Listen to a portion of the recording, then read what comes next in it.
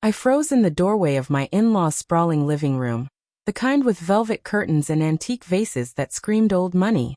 My wife's voice sliced through the chatter like a knife. He's just not ambitious enough, you know? We deserve better.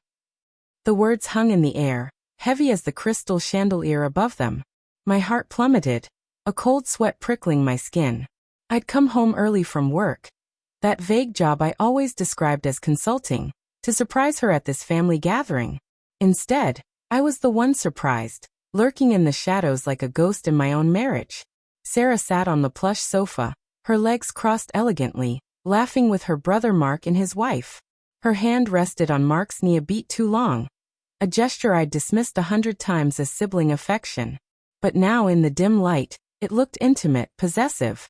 "Come on, Sarah," Mark teased, his eyes lingering on her. "You married a dreamer. Dreams don't pay the bills." The room erupted in chuckles, my father-in-law's booming laugh the loudest. "Poor guy," he said, not meaning it kindly. Poor. The word echoed in my chest, igniting a spark of suspicion I'd buried deep. I'd hidden my success for years, building a tech empire in secret after a startup windfall, to test if she loved me for me, not the money.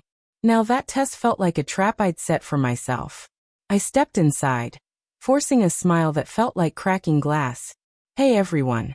What's so funny?" Sarah's face paled, her green eyes widening in that way that used to make my pulse race. Now it twisted something inside me. "Oh honey, you're early." She stood, pecking my cheek, but her lips were cold, distant. The conversation shifted awkwardly to weather and politics, but I couldn't shake the unease. As we sat for dinner, her phone buzzed under the table. She glanced at it, a secret smile tugging her lips, the same one she'd given me on our wedding day. Who was texting her? Mark? Or someone else? That night, back in our modest apartment, the one I'd insisted on to keep up the facade. Doubt gnawed at me like a relentless itch. Sarah showered, humming softly, oblivious or uncaring.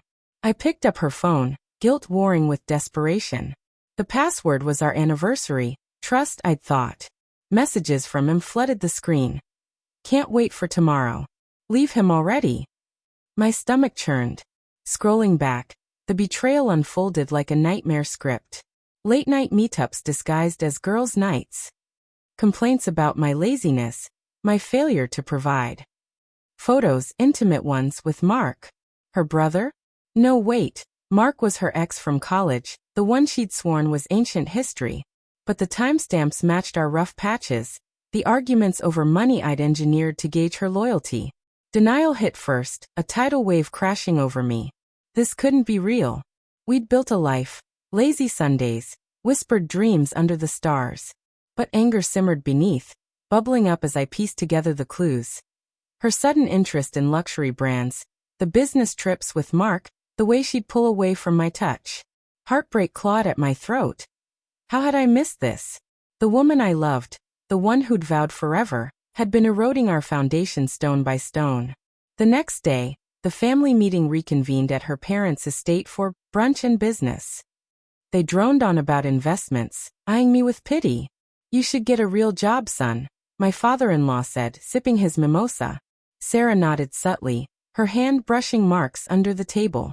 "Yeah, we're struggling," she added, her voice laced with feigned concern. "Poor." The word again, a match to my fuse.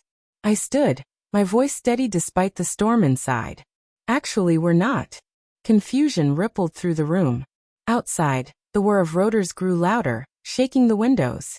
My helicopter, part of the fleet from my hidden conglomerate, descended onto the lawn, its sleek black body gleaming under the sun. Jaws dropped as my pilot waved. "That's yours." Sarah stammered, her facade cracking. I looked at her, the woman I'd adored, now a stranger in betrayal's grip. It always was. I wanted love, not gold digging. Turning to Mark, I added, "Or incestuous affairs." Gasps echoed. Heart shattered but resolve stealing, I walked out, boarding the chopper. As we lifted off, their shocked faces blurred below.